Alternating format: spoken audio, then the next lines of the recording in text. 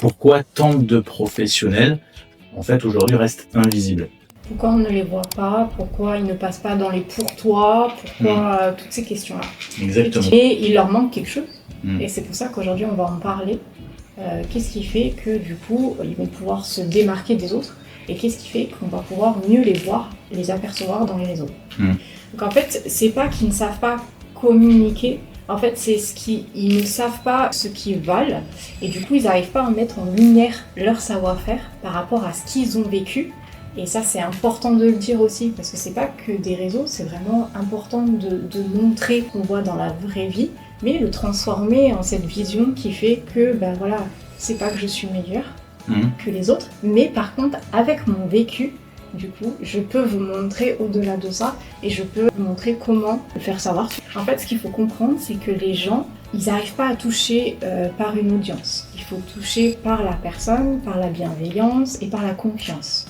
Si on n'a pas du vécu derrière par rapport à ça, les gens, ils vont pas réussir à se projeter. Parce que pour eux, c'est du déjà vu, pour eux, c'est on fait comme tout le monde, on poste et derrière, on ressent rien. Les gens, ils ont besoin de cette confiance, les gens, ils vont venir naturellement vers nous.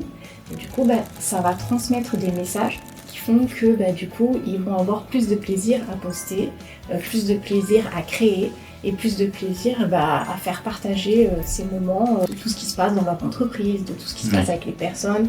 Et ce moment de partage est important. Parce que toi, tu fais une différence entre justement cette audience avec qui tu peux interagir et les abonnés finalement.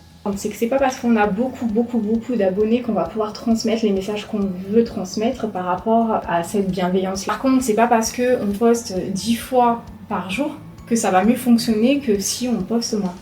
C'est pas ça le plus important, c'est le message qu'on transmet par rapport à ces stories, par rapport à ce qu'on veut transmettre. Il faut que ça soit vrai, il faut qu'on ressente les choses par rapport à l'entreprise, il faut que ça soit de la bienveillance et il faut surtout qu'on puisse, nous, une personne normale qui regarde par exemple une vidéo, il faut qu'on arrive à se projeter. Et donc d'où l'importance aussi donc, de s'y connaître, entre guillemets, en tout cas de se former, de se faire accompagner, peu importe. En tout cas, c'est pas de la magie. Ça marche pas parce qu'on poste, donc on va avoir des résultats. Il y a quand même une stratégie, donc il faut se former ou se faire accompagner.